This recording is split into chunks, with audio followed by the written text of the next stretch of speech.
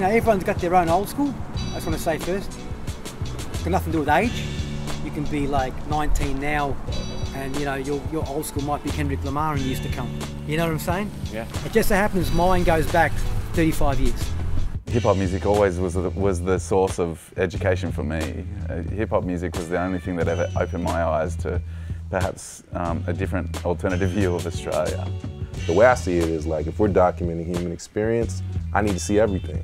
But I need to see it from a place where I'm not necessarily being influenced. Hip-hop taught me everything about English, history, that all spawned from hip-hop, not from schooling. I just wanted to be known as a dope, not necessarily a rapper, but just a dope artist, pretty much. We don't play rap crap.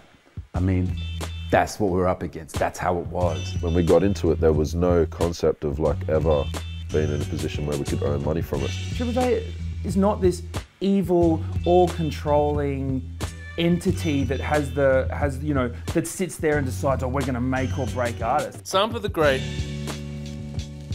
did her second ever show standing right here. It was incredible. Let me get that. You know, nobody's telling them about what's happening. The first thing you get is a way to assimilate. This is how you say songs. This is how you say Max. It's like, this is what you're teaching me about a country, a list of how people say things. You're not teaching me about the country. When I first came out and released music, there were a couple of blogs and things like that would write up and just sort of call me a rapper. But, you know, I'm not sure if that was because of the music I was doing or if it was because of the colour of my skin. You know, Australian hip-hop is not racist. Australia is racist. And Australian hip-hop is just Australian. Hip-hop doesn't make you black. A culture can't make you black.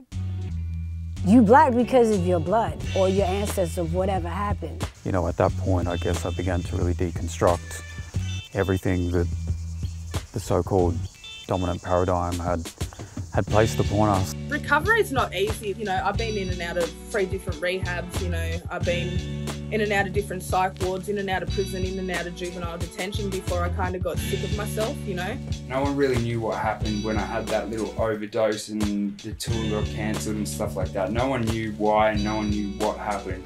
Burn down the parliament was taken literally, and there were calls made and papers thrown around, I think. To be able to get up and do this shit every day is like, it's a blessing, man. It's like... It straight up saved our life. So I've got a story that you've never heard about that day. Bye. Where was I?